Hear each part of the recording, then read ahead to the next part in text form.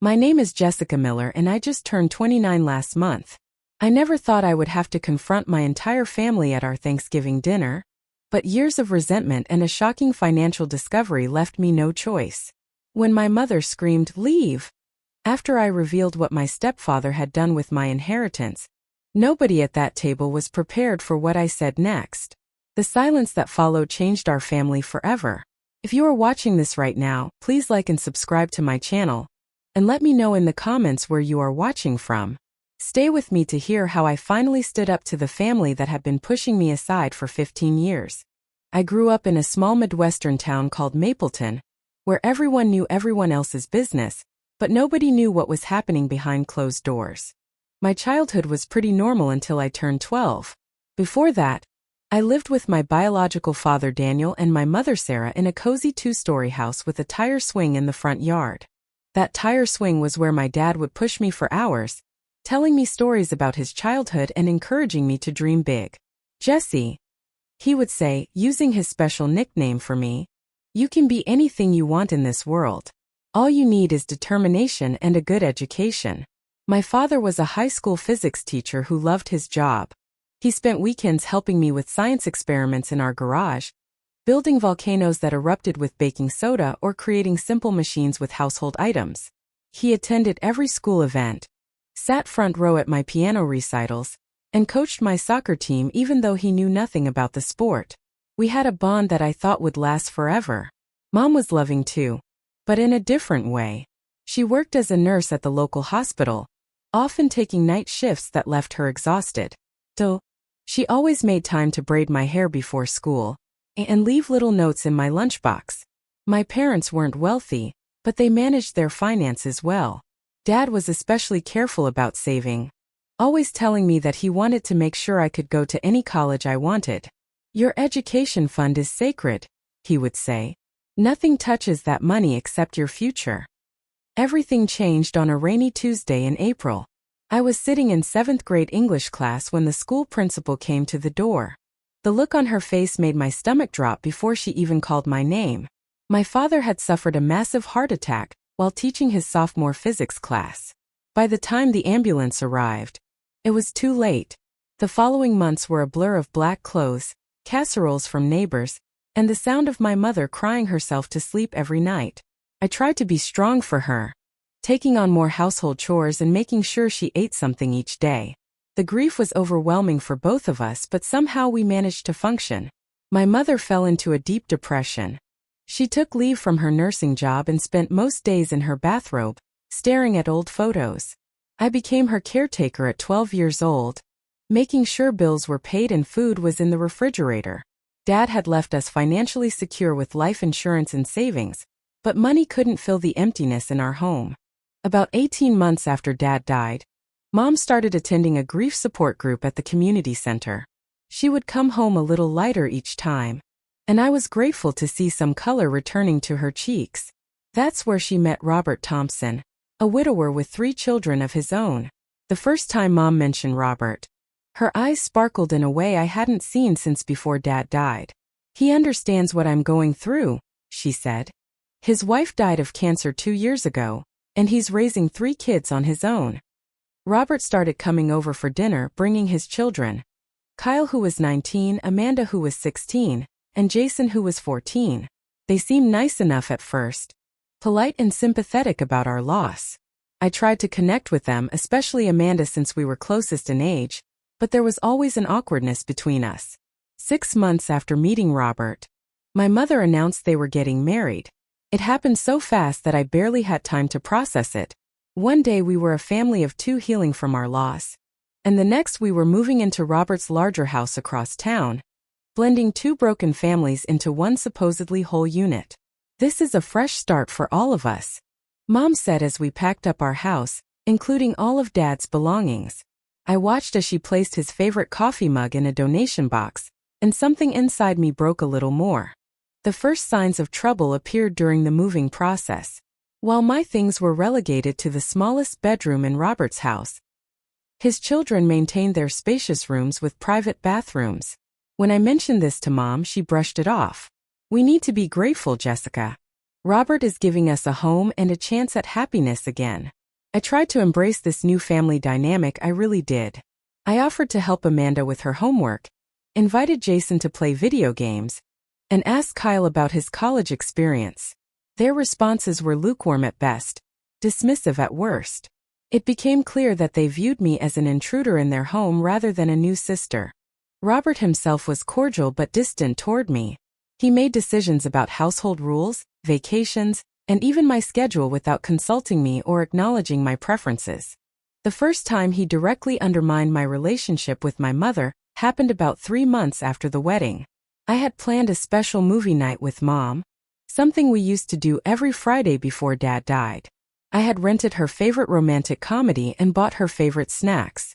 Just as we were settling on the couch, Robert came home and announced he had surprise tickets to a basketball game for the whole family. "But Jessica and I already have plans," Mom said hesitantly. "Come on, Sarah." Robert replied with a tight smile. "This is family bonding time. Jessica understands, don't you?" The look in his eyes wasn't asking a question. It was giving an order. When I glanced at Mom for support, she looked away and started gathering her things for the basketball game.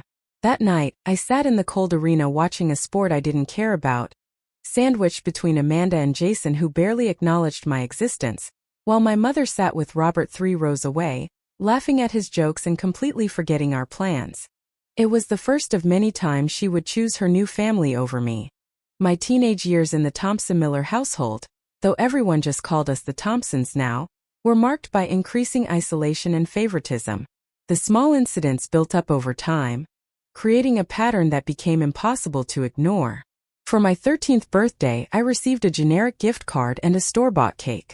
2 weeks later, when Amanda turned 17, Robert organized a surprise party with 50 guests, hired a local band, and gifted her the latest iPhone.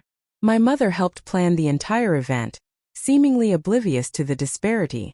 "Amanda only turned 17 once," she said when I quietly asked why my birthday had been so different. "And you know we're on a tight budget right now." The budget argument was frequently used to explain why I couldn't join the debate team, which required travel expenses, or get new clothes for the school year. Yet somehow, there was always money for Kyle's car repairs, Amanda's shopping sprees, and Jason's expensive gaming equipment.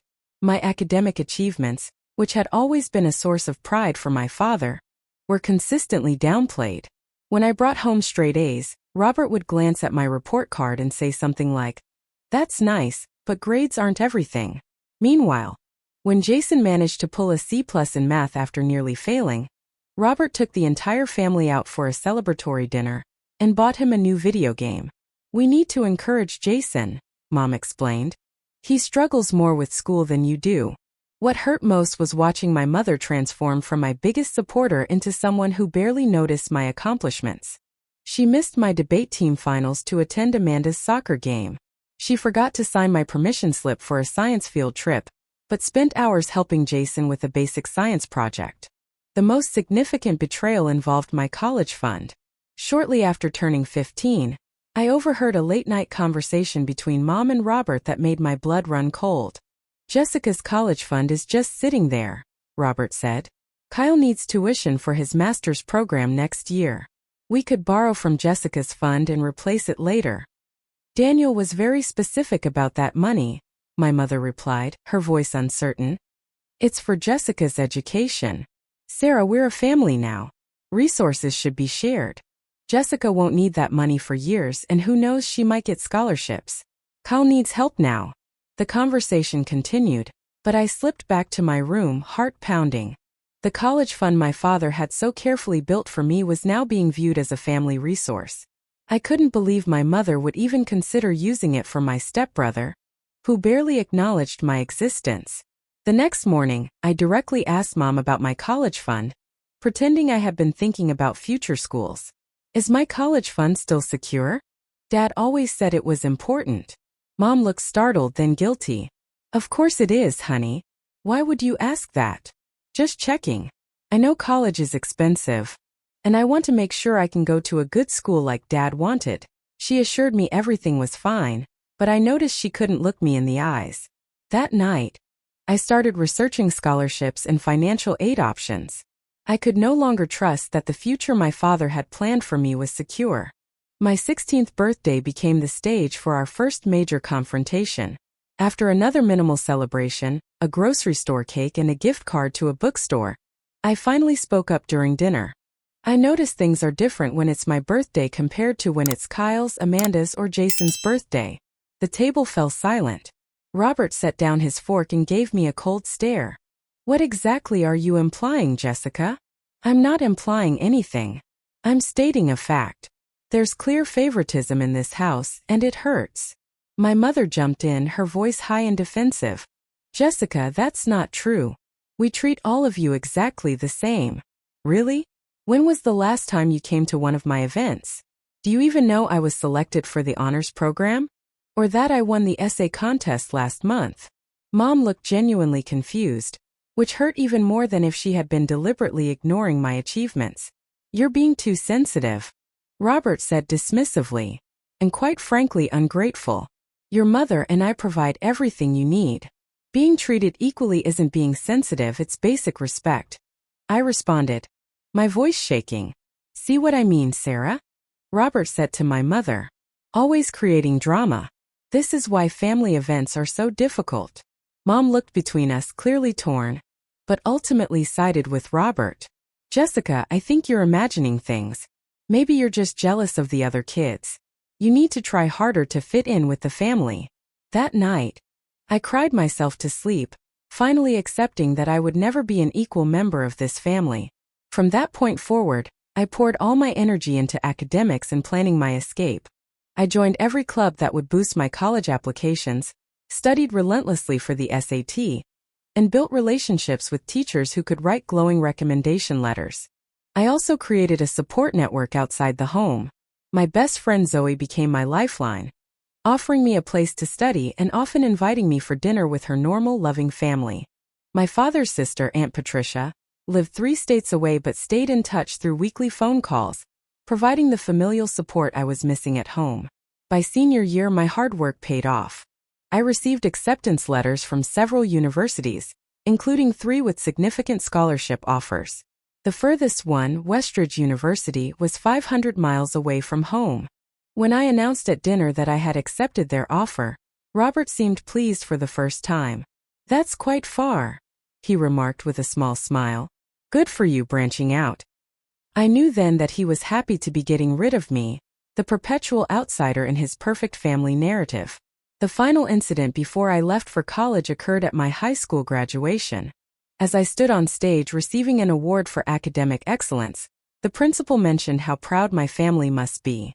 When I looked into the audience, I saw Robert leaning over to another parent, clearly taking credit. We pushed her to excel, I could see him saying. Firm guidance makes all the difference. Later at home, several relatives who had attended the ceremony congratulated Robert on raising such a smart girl. He accepted their praise without correction, while my mother stood by smiling, neither of them acknowledging that my achievements were my own, or that my real father had been the one to instill my love of learning. That night, I packed my belongings for college with a sense of both loss and liberation. I was leaving the house that had never become a home, but I was also leaving behind the last physical connections to my father and the relationship with my mother that I'd once treasured. Arriving at Westridge University felt like taking my first full breath in years. My dorm room was tiny with cinder block walls and a window that stuck, but it was mine. My roommate Alyssa was from California and knew nothing about my family history, which meant I could reinvent myself without the weight of being the unwanted stepsister. Those first few weeks were a revelation. No one questioned my right to speak at dinner. No one compared my achievements to someone else's. No one made me feel like I should be grateful for basic consideration. I joined the debate team, volunteered at the campus radio station, and for the first time since my father died, felt like I belonged somewhere. Distance, however, didn't completely free me from my family's influence. I was still partially dependent on them financially, while my scholarships covered tuition, and I worked part-time at the campus bookstore for spending money. There were still gaps that required my mother and Robert's assistance, which they provided with frequent reminders of their generosity. We're making sacrifices so you can have this opportunity, my mother would say during our weekly phone calls, which became increasingly strained. Robert had to postpone the family vacation this year. What she never mentioned was that they had just paid for Kyle's entire graduate school tuition without scholarships or student loans, or that Amanda had received a brand new car for her birthday. I tried to maintain a relationship with my mother by calling regularly and sending thoughtful cards on holidays, but our conversations became superficial. She rarely asked about my classes or friends, instead filling the time with stories about my stepsiblings' accomplishments or complaints about how expensive my education was proving to be. The manipulation tactics became more apparent with distance. When I mentioned not coming home for Thanksgiving my sophomore year, planning instead to stay with my roommate's family in Chicago, my mother burst into tears. After all we do for you, you can't even spend the holiday with us? Do you know how this makes me look to Robert's family? Guilt became her primary tool, along with financial threats. When I pushed back against her demands, she would subtly remind me of my dependency. Of course, if you feel that strongly about it, you can always make your own way. But I don't think your scholarships cover everything, do they? I gave in that Thanksgiving and many times after, always hoping that maybe this visit would be different. They never were. Each trip home followed the same pattern. Initial polite interaction, followed by increasing tension as the favoritism became obvious, culminating in some argument where I was painted as overly sensitive or ungrateful, and ending with me retreating to my old bedroom counting the hours until I could return to school. During my junior year, I met Taylor in my political science class. Smart, funny, and perceptive, Taylor quickly became more than just a study partner. For the first time, I had someone who saw me completely and valued what they saw. We started dating, and I finally understood what a supportive relationship felt like. You tense up every time your phone rings and your mom's name appears, Taylor observed after we'd been dating for 6 months. You know that's not normal, right? Taylor became my ally and sounding board, helping me recognize the dysfunction I had normalized. When the winter break approached, Taylor offered to come home with me for moral support. After much deliberation, I agreed, hoping that having a witness might moderate my family's behavior. I was wrong. If anything, my stepfamily's treatment was worse, just more subtle. Robert forgot to set a place for Taylor at dinner until I pointed it out. Amanda asked innocently if Taylor and I were just friends despite my clear introduction. Jason monopolized every conversation, while Kyle made condescending remarks about Taylor's state school background. The most revealing moment came when my mother cornered me alone in the kitchen. Taylor seems nice, she said, loading the dishwasher. But don't you think you should focus on your studies instead of getting serious with someone? Long-term relationships at your age can limit your opportunities. Taylor supports my goals, I replied. Unlike some people. What's that supposed to mean? Mom snapped. It means Taylor actually asks about my classes and remembers what I'm majoring in. That's not fair, Jessica. We have other children to think about too. They're not my children, Mom. And sometimes it feels like I'm not yours either. She slammed the dishwasher shut. You've become so selfish at that school. Robert was right about sending you so far away. That conversation confirmed what I had long suspected. My mother saw my independence as a threat, not an achievement. She wanted me close enough to control but not close enough to be prioritized. As senior year approached, I focused on securing my future independence. I applied for internships and jobs in cities far from my hometown. When I received an offer from a marketing firm in Seattle, nearly 2,000 miles away, I accepted immediately. My mother's reaction was predictably manipulative. First came guilt. I guess you really don't want to be part of this family anymore. Then came threats. Don't expect financial help if you move that far away. Finally came sabotage. She accidentally mentioned to Robert's cousin who worked in marketing that I was considering other offers, nearly causing the Seattle firm to rescind their offer under the impression I wasn't serious. Graduation day should have been triumphant. I was summa cum laude, with a job lined up and a future I had carved out through my own efforts. Instead, it became another exercise in erasure. My mother and Robert arrived late, missing my department's honors ceremony entirely. They spent most of the main ceremony on their phones, then insisted we cut the celebration dinner short, because Jason had a video game tournament the next day, and needed to get home to practice. As we said goodbye in the restaurant parking lot, my mother hugged me stiffly. "We're proud of you," she said, but her eyes were already on her watch. "I'll call you tomorrow about moving your things home until you go to Seattle." "Actually," I said, finding my voice, "I'm not coming home. Taylor and I found an apartment near campus. I'm staying here until the Seattle job starts." For a moment, hurt flashed across her face, quickly replaced by anger. "After all we've done for you, you can't even come home for one last summer? What will I tell everyone?" "Tell them the truth, Mom. I'm 22 and starting my independent life. Just like Kyle, Amanda, and Jason will someday." Robert put his arm around my mother's shoulders. "Let it go, Sarah. If Jessica wants to be difficult, that's her choice. We still have 3 kids who appreciate us." As they drove away, I felt a strange mixture of sadness and liberation. The distance I had carefully cultivated was now complete. Or so I thought. What I didn't realize was that the financial ties binding me to them were stronger and more tangled than I knew. My early career in Seattle was everything I had hoped for. The marketing firm valued my ideas, and I quickly moved up from junior copywriter to project manager. For the first time, I was completely financially independent with my own apartment, my own car payment, and my own health insurance. The safety of that independence was intoxicating. Contact with my family dwindled to occasional phone calls with my mother and obligatory birthday and Christmas cards. I made excuses to miss family gatherings, and they rarely pressed me to attend. It seemed we had reached an unspoken agreement to maintain minimal contact. 3 years into my Seattle life, I received a call from a student loan servicer I didn't recognize, asking about a missed payment. Confused, I explained I had consolidated my loans with a different company.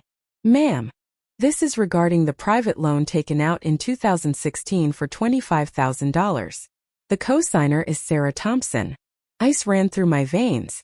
I had never taken out a private loan, and certainly not with my mother as cosigner. I asked for documentation, and what arrived in my email the next day shattered the fragile peace I had established. The loan paperwork contained my forged signature alongside my mother's authentic one.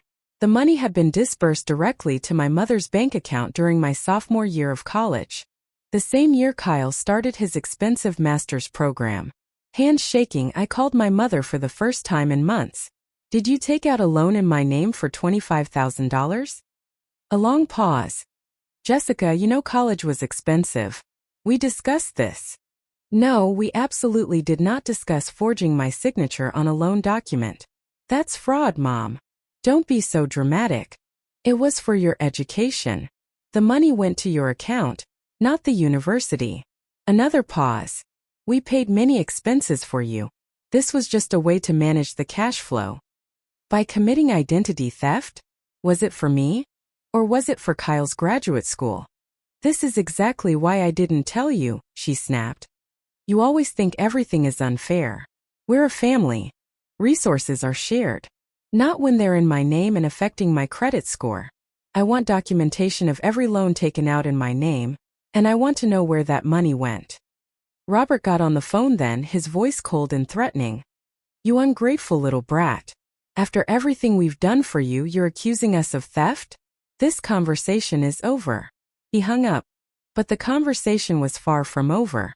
That phone call opened the floodgates to financial revelations I had feared but never confirmed.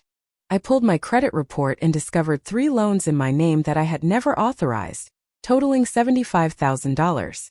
I contacted the executor of my father's estate, a family friend named Michael Barnes who had been my father's colleague and fishing buddy. What he told me made me physically ill. My father had left a life insurance policy worth $200,000 specifically for my education and well-being. There had also been investments and savings bringing the total to nearly $350,000. According to the will, my mother was to serve as trustee until I turned 25, at which point any remaining funds would transfer directly to me. I was 25 now and had seen nothing. "I assumed they'd been using it for your college," Michael said, sounding increasingly concerned. "Sarah provided receipts for expenses, but now that you mention it, the amounts never quite added up. I should have questioned it more." "It's not your fault," I assured him, though my mind was reeling. Can you send me copies of everything? The documents Michael provided painted a damning picture. Small withdrawals at first, then larger ones coinciding with Kyle's graduate school enrollment, Amanda's destination wedding in Hawaii, and Jason's failed business venture. My inheritance had been systematically drained to support my step-siblings while loans were taken out in my name for my own education. I consulted with a lawyer, Diane Matthews, who specialized in financial fraud and estate issues. Her assessment was blunt. This is clear misappropriation of funds and identity theft. As trustee, your mother had a fiduciary duty to manage your inheritance for your benefit, not her new family's. And taking loans out in your name is plainly illegal. What are my options? Asked, still struggling to accept that my own mother had essentially stolen from me. We can pursue this legally, which would likely result in criminal charges against your mother and stepfather. Or we can attempt to negotiate restitution privately before escalating to the courts. The thought of my mother facing criminal charges despite everything was difficult to bear. I decided to gather all the evidence first, then attempt a private resolution before involving the legal system more formally. Over the next few months, I built a comprehensive file documenting every financial transgression. Bank statements showing transfers from my trust to family members' accounts. Loan documents with my forged signature. Credit card accounts opened in my name that I'd never seen. Property records showing my stepfather had mortgaged land that should have been part of my inheritance. While this investigation was ongoing, my mother called with news that temporarily halted my plans. I've been having chest pains, she said, her voice small. The doctors found some blockages. I'm having tests done next week. Concern for her health warred with suspicion of another manipulation tactic. I'm sorry to hear that. Which hospital? She named the local hospital, and I called later to verify she was indeed scheduled for cardiac tests. My anger didn't erase my love for her, complicated as it was. Maybe we should put our disagreement on hold until you're feeling better, I suggested, not wanting to cause her additional stress if her heart condition was genuine. That would be best. She agreed quickly. Families should come together during health crises. What she didn't know was that my investigation continued quietly. I learned that while my step-siblings struggled with student loans or basic financial stability, they had all received significant support from my parents. Kyle had received a down payment for his house. Amanda's wedding had cost $50,000. Jason had received startup money for 2 failed businesses, all apparently funded by my inheritance. When my mother's test came back showing minor issues requiring medication but no immediate danger, I consulted again with my lawyer. Together, we developed a strategy for confrontation and resolution that would take place at the upcoming Thanksgiving gathering, which I had agreed to attend for the first time in years. As I boarded the plane home, I carried with me not just evidence of financial misconduct, but the weight of 15 years of emotional manipulation and betrayal. This Thanksgiving would indeed be about giving thanks for the truth that would finally set me free. The Thompson family home looked exactly as I remembered. A sprawling 2-story colonial with perfect landscaping and a 3-car garage housing vehicles that my inheritance had likely helped purchase. As I pulled my rental car into the driveway, I took a deep breath and reminded myself of the carefully constructed plan I had developed with my lawyer. Jessica. My mother opened the front door before I could ring the bell. She looked older than I remembered, with new lines around her eyes and more gray in her hair. You're really here. I was half expecting you to cancel. Her hug felt genuine, which made what I had to do even harder. I said I'd come, I replied, keeping my tone neutral. I keep my promises. Inside, the house was filled with Thanksgiving preparations and family members I barely recognized. Kyle and his wife Susan were setting the table with my grandmother's china. Amanda was arranging flowers while her husband entertained their toddler. Jason lounged on the couch watching football. My stepfather Robert stood in the kitchen, carving what appeared to be an expensive prime rib, rather than traditional turkey. Look who's here, my mother announced, and everyone turned with varying degrees of enthusiasm. The Seattle superstar returns, Kyle said with a smirk. Slumming it with the family this year? Be nice, his wife murmured, giving me a sympathetic smile. Amanda hugged me stiffly. Love your sweater. Is that what they're wearing on the West Coast now? Jason barely glanced up from the television. Hey. Robert nodded in my direction, knife still in hand. Jessica. Glad you could fit us into your busy schedule. The passive-aggressive welcome was exactly what I had expected. I spent the next few hours observing the family dynamics with new awareness, noting how easily they all spoke about their accomplishments and future plans, all seemingly untroubled by financial concerns despite modest incomes. Kyle mentioned the vacation property he and Susan were considering in Colorado. Amanda showed off new professional photos of her daughter, taken by an expensive photographer in New York. Jason talked about his latest business idea, a food truck concept that would require just a little startup capital. Throughout it all, my mother and Robert beamed with pride at their successful children, while occasionally making small digs about my absence from family events or my choice to live so far away. We barely know what Jessica's up to these days, my mother said while passing the mashed potatoes. She's so busy with her important job. The tension built throughout the meal, but I maintained my composure, waiting for the right moment. That moment came after dinner, when Robert cleared his throat for an announcement. Since we're all together for once, this seems like the perfect time to share some exciting news. He smiled broadly. Your mother and I have decided to help Jason launch his food truck business. We're also contributing to Kyle and Susan's vacation property down payment and setting up a college fund for Amanda's little Sophia. My stepsiblings responded with excited gratitude, while I sat silently calculating how much of my inheritance was about to be distributed once again. That's incredibly generous, I said carefully. May I ask where these funds are coming from? The table fell silent. Robert's smile tightened. Our finances aren't really your concern, Jessica. Actually, they are very much my concern if they involve my money. My mother laughed nervously. Jessica, what are you talking about? This is our money. Is it? I reached for my bag and pulled out a folder. Because I've spent the past 6 months tracking exactly what happened to my inheritance from Dad, and it seems like quite a lot of it has been funding this family's lifestyle. Robert stood abruptly. This is inappropriate dinner conversation. I agree, I replied calmly. Identity theft and financial fraud are generally considered inappropriate at any time. Yet here we are. I began methodically laying out documents on the dinner table. Bank statements, loan paperwork, trust documents. Dad left me nearly $350,000 for my education and future. According to these records, almost all of it has been diverted to other purposes: Kyle's graduate school, Amanda's wedding, Jason's failed startups, family vacations, home renovations. Meanwhile, loans were taken out in my name to cover my actual educational expenses. Kyle and Amanda exchanged alarmed glances. Jason stared at the documents in disbelief. My mother had gone pale. That money was managed at our discretion, Robert said, his voice dangerously low. Your mother was the trustee. A trustee has a legal obligation to act in the beneficiary's best interest, not to treat the trust as a personal slush fund, I replied, quoting my lawyer. And no one had the right to forge my signature on loan documents. We paid for your college, Robert shouted, his facade cracking.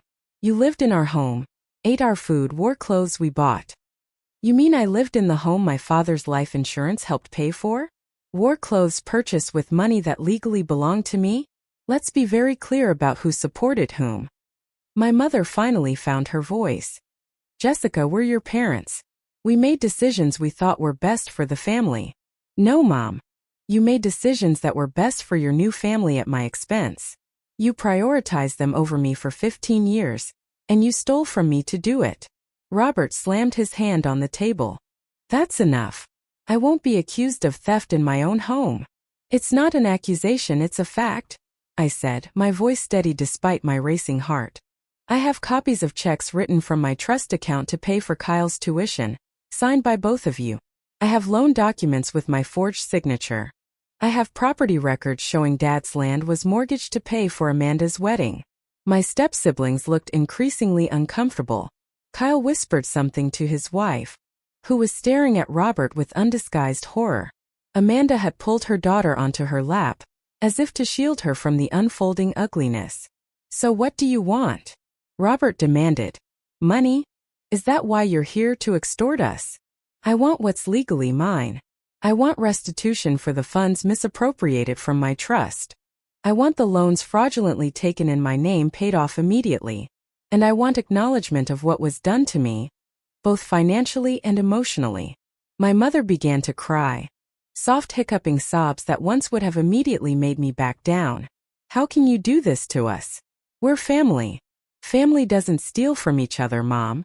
Family doesn't make one child pay for the other's privileges. That's when she broke, her voice rising to a shriek that silenced everyone. Leave. Just leave if you're going to destroy this family with your accusations and demands. The room went completely still. Every eye turned to me, waiting for my response to being thrown out yet again. They expected tears, maybe, or angry shouting to match my mother's. What they got instead was calm determination. I'm not leaving, I said quietly, meeting my mother's tear-filled eyes. Not this time, and not without resolution. You should know I'm not just speaking as your daughter right now. I'm speaking as the plaintiff in a legal action that's already been prepared. The stunned silence that followed was broken only by the sound of my mother's sharp intake of breath. What do you mean, legal action? Robert demanded, his face flushing dark red. My lawyer has prepared a civil suit for financial fraud, breach of fiduciary duty, and identity theft. I have a forensic accountant's report documenting every dollar taken from my inheritance and every fraudulent loan. The paperwork can be filed tomorrow if we don't reach an agreement today. I opened another folder and removed a document. This is a settlement offer prepared by my attorney. It outlines terms for full restitution without criminal charges being pursued. Kyle, always quick to protect his own interests, leaned forward. Wait, criminal charges? Mom and Dad could go to jail for this. Identity theft is a felony, I confirmed. So is misappropriation of trust funds. The evidence is conclusive and documented. My mother's crying had stopped, replaced by a shocked expression as the gravity of the situation dawned on her. Robert tried to maintain his intimidating posture, but I could see fear creeping into his eyes. You wouldn't, he said, but his voice lacked conviction.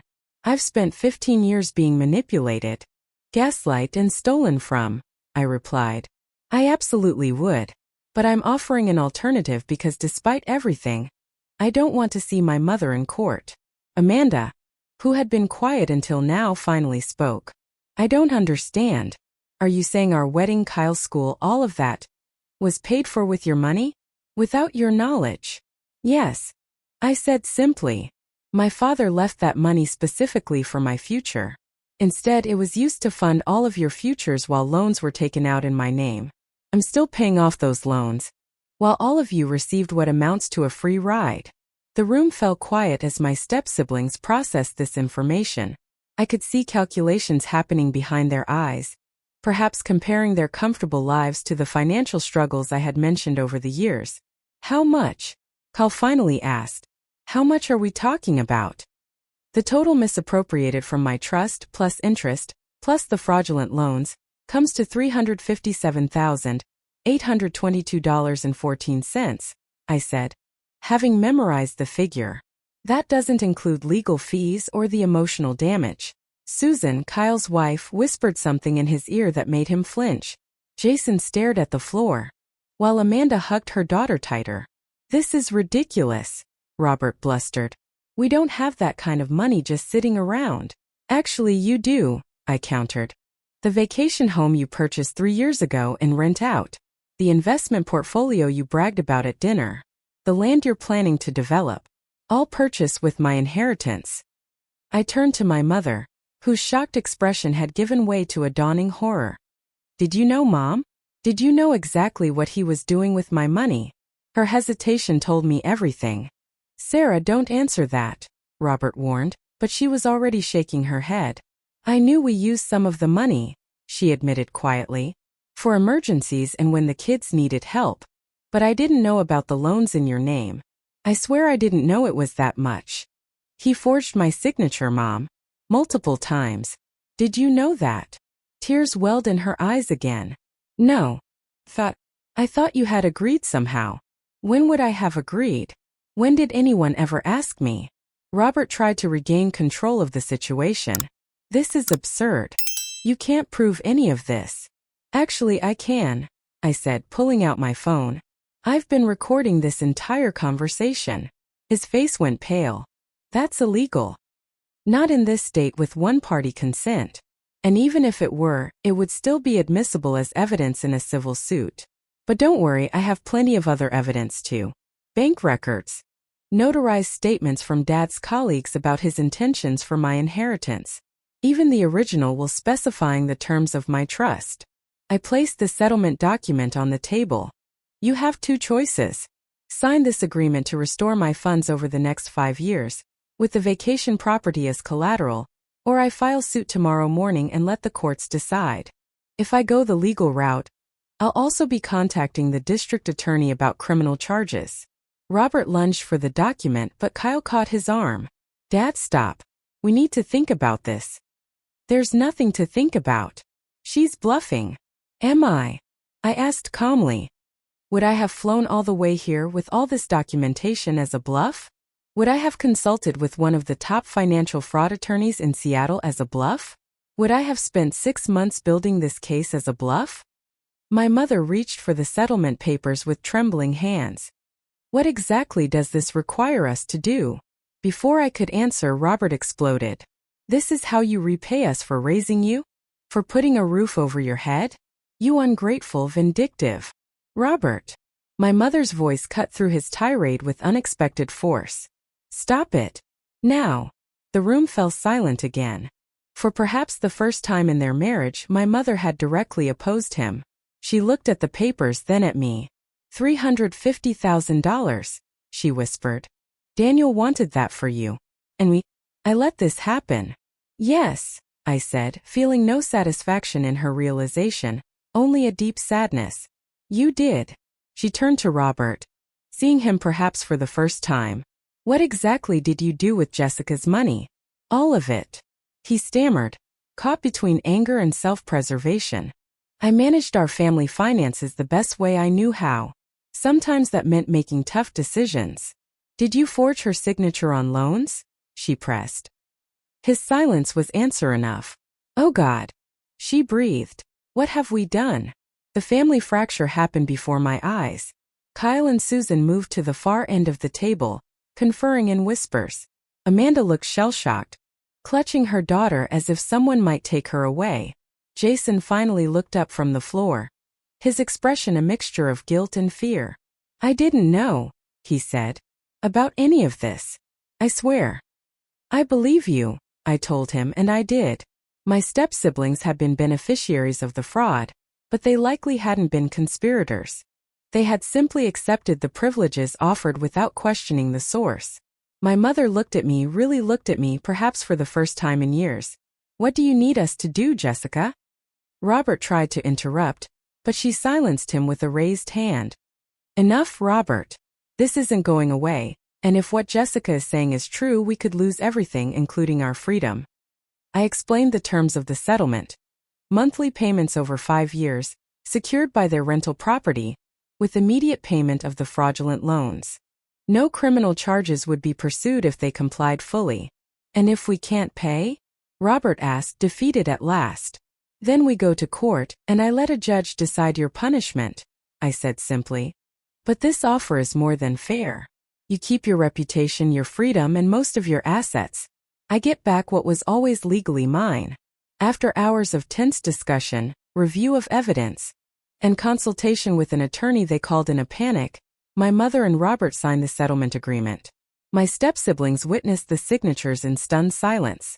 As they signed, I delivered my final statement, the words I had rehearsed for weeks. This was never about money. It was about justice, honesty, and recognizing the harm that was done. For 15 years, I was treated as less than, made to feel like an intruder in my own family, and had my future compromised so others could prosper. Today isn't a victory. It's a reckoning that should never have been necessary. I gathered my documents and stood to leave. My mother caught my arm. Jessica, please. Don't go like this. I looked at her. This woman who had once been my entire world. I'm not leaving because I want to, Mom. I'm leaving because I was never truly welcome here. The difference is, this time I'm leaving on my own terms. As I walked out the door, I heard the family I had never really belonged to erupting into accusations and recriminations behind me. But for the first time since my father died, I felt a weight lifting from my shoulders. The truth was finally out, and with it came the first real possibility of healing. The aftermath of that Thanksgiving confrontation unfolded in ways I could never have predicted.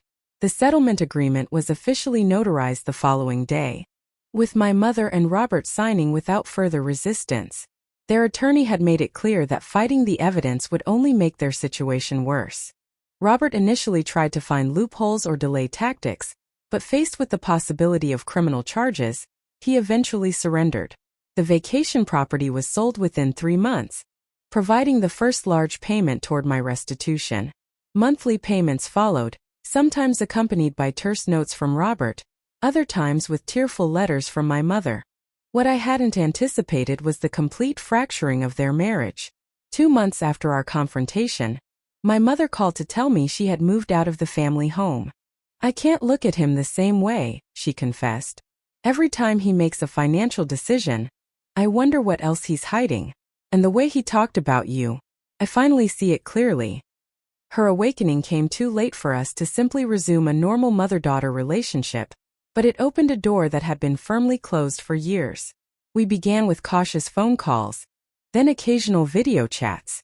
I maintained firm boundaries, refusing to discuss the legal settlement or be drawn into drama about her separation from Robert.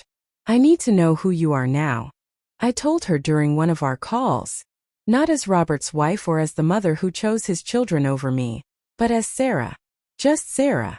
It was painfully slow, rebuilding trust that had been shattered so completely.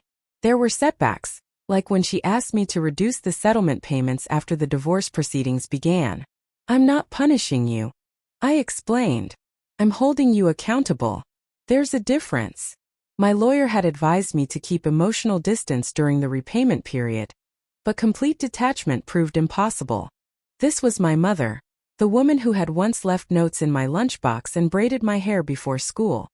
Her betrayal ran deeper than Robert's because her love had been real once. While navigating this fragile reconciliation with my mother, I found unexpected healing through therapy and my chosen family of friends. Taylor and I had parted ways amicably before my move to Seattle, but we remained friends. It was Taylor who recommended Dr. Lillian Chun, a therapist specializing in family trauma. You're carrying 2 distinct traumas, Dr. Chun observed during our sessions. The loss of your father, which was never properly processed, and the betrayal by your mother and stepfamily, which compounded that initial loss. Through therapy, I began to understand that my ability to stand up for myself at Thanksgiving hadn't come from anger alone, but from a place of self-worth my father had instilled in me. Your education fund is sacred, he had said. In protecting what he had meant for me, I was honoring his memory and his love. Professionally, I continued to thrive, eventually starting my own marketing consultancy specializing in ethical business practices. The irony wasn't lost on me that my career had been built on principles of transparency and honesty, exactly what had been missing from my family life. As the settlement payments accumulated, I made conscious choices about using that money. Some went toward paying off the remaining fraudulent loans. Some was invested for my future security. But a significant portion was directed toward a scholarship fund I established at my father's former high school, supporting students who had lost a parent. The Daniel Miller Memorial Scholarship isn't just about financial support, I explained to the school board. It's about honoring the intent behind a parent's sacrifice and ensuring that their children have the future they envisioned. My relationship with my stepsiblings evolved in unexpected ways too. Kyle and his wife eventually divorced, partly due to revelations about his family's financial ethics. In a surprising turn, he reached out to apologize. I benefited from something that hurt you, he acknowledged over coffee during a rare visit to Seattle. I can't give back the education or opportunities, but I can take responsibility for my part in accepting them without question. Amanda made similar overtures, especially after her daughter began asking questions about family history. I want Sophia to know her aunt, she wrote in an email. And I want her to understand that family means honesty and support, not competition and favoritism. Jason, the youngest and perhaps least complicit, found his own path to making amends by becoming scrupulously ethical in his business dealings and occasionally asking my advice on financial decisions. 3 years after the confrontation, with the settlement payments continuing steadily, my mother asked to meet in person. We chose neutral ground, a coffee shop in Chicago halfway between our homes. She looked older but somehow lighter, as if shedding the weight of secrets and manipulation had physically unburdened her. "I've been working with a therapist too," she told me, hands wrapped around her mug, "trying to understand how I could have failed you so completely." "And what have you learned?" I asked, neither accusing nor forgiving. "That grief doesn't excuse betrayal. That I was so afraid of being alone after your father died that I gave away my power, my ethics, and eventually my daughter to keep a second marriage intact." She met my eyes directly.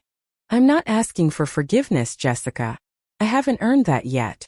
I'm just asking for the chance to try." It was the first time she had acknowledged the depth of her betrayal without qualification or excuse.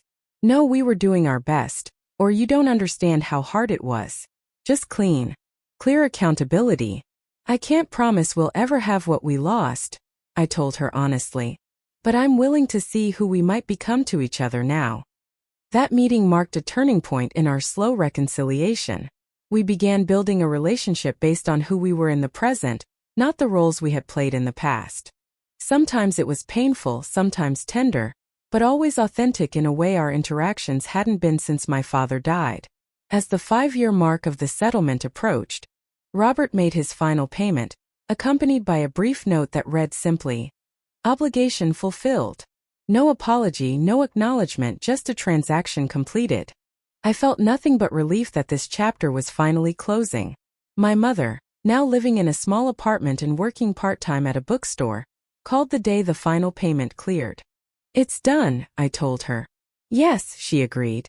"The financial part is done. But I hope we're not." "We're not," I assured her. "We're just beginning."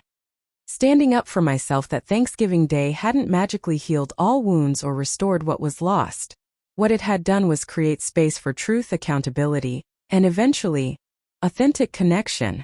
I had learned that family isn't defined by blood or legal ties, but by respect, support, and honesty.